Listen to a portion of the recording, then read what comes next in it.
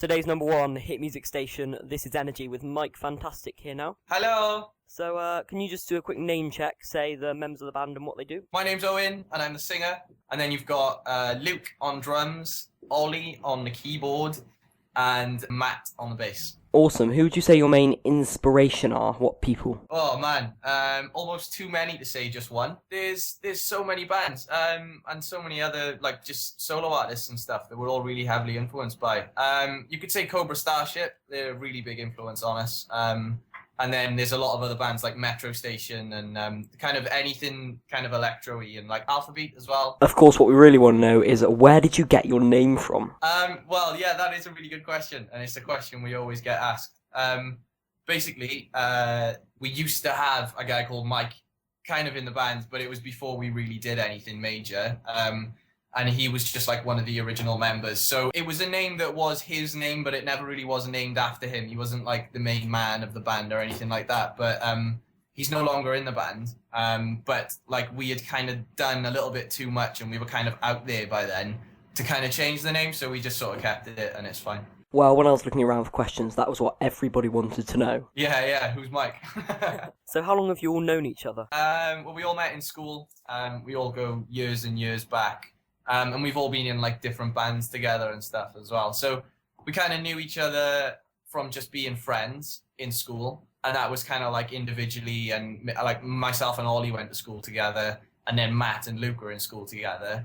But then I was in a band with Matt then a few years later. And we were together for a good few years. And Luke and Matt used to be in a band together as well. Yeah, so it's all through school and like kind of like the local band circuit, really. You've known each other a while then? Years, man. As far back as like, you know, first year comprehensive school. That young, really. Wow, you obviously went on Britain's Got Talent. Would you recommend that to people? Yeah. Well, I mean, it depends what you want to go for, doesn't it, really? I mean, like the type of band we were trying to be, you know, pop and commercial and kind of making catchy, accessible music, and I think the best thing for us to do was just to try and get straight onto TV with it, you know.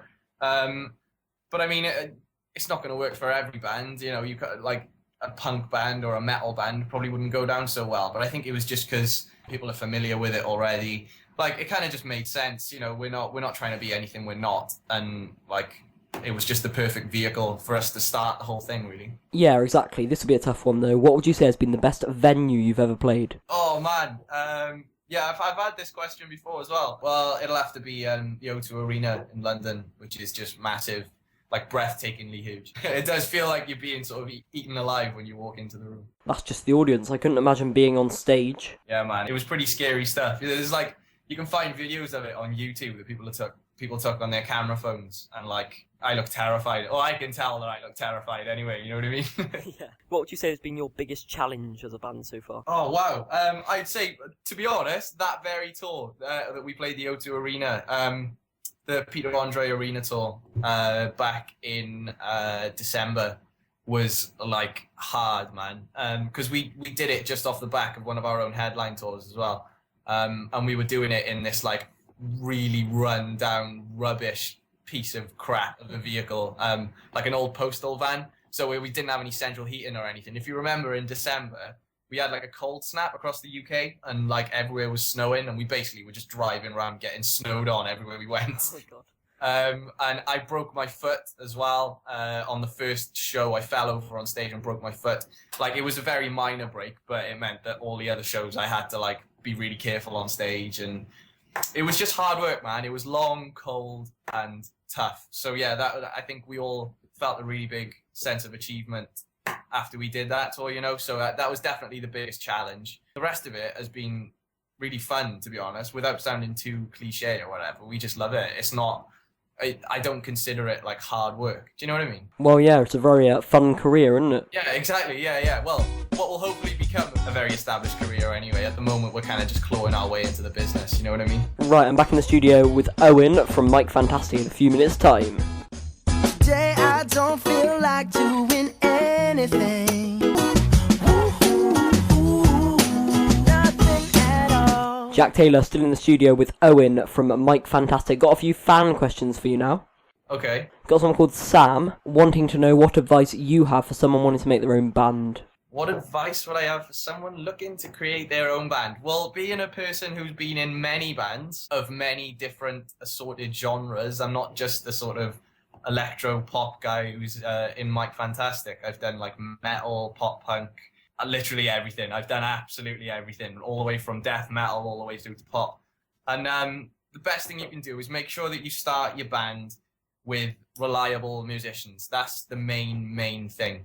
Always make sure that your bandmates can play. There's a lot of bands at the moment. Well, no, that sounds really like kind of bitchy of me to say. There's kind of an idea amongst the community of musicians these days that maybe, or at least amongst record labels, that kind of you can just be like good looking and they can just stick you on a stage and make you sound good with auto-tune and stuff, and then that's it. You can be a band. But it's not really as easy as that. You have to be, you have to be experienced and like... Need reliable people, you mean? Yeah, so the main thing with starting a band would be getting reliable musicians, and another one is getting people that you like as well, because 6 months down the line, you're just going to end up falling out with them anyway. You kind of have to be friends with them, you know what I mean? All about the band members, really, then? It's all about the people. As far as getting your music sorted is concerned, it's kind of like, if you kind of love what you do, then I'm of the opinion that your music will be good anyway. Does that make sense? Yeah, it does. Tom asked, if you could meet any celebrity, who would you meet? Oh, wow. That's a really good question. Well, I'll do a guy and a girl. I'd love to meet Pixie Lott just because she's Pixie Lott. She's amazing. But wouldn't we all? And yeah, Gabe from Cobra Starship is like my idol. I think he's awesome. He's like the coolest guy in the world. So I'd like to meet him as well. Nice. And Julie wants to know, who is the messiest person on tour and who has the worst habit? Hello, Julie. Hello. Wow. Messiest person. Our manager George, actually. He's a filthy boy. Out of band members, probably Ollie. I think he's pretty messy. We're all fairly tidy, actually. Or maybe we collectively make a mess, but no one really stands out more than the others. Bad habits on tour? I don't really know. That's a really hard question. There's so many bad habits. Ollie tends to sleep, like, all the time. When we're on tour, Ollie just sleeps, and then, like, plays a show, and then, like, gets drunk, and then just sleeps the rest of the time again. Like, honestly, you turn around, it'll be in the middle of a sound check or something, and Ollie will be, like, curled up in a ball on the floor sleeping. And we're all just like, dude, sound check. And he's just like, So, yeah. Sleeping on tour. Everyone knows it's no sleeping on tour, man. It's the main rule, you know? Right, thanks very much for talking to me today.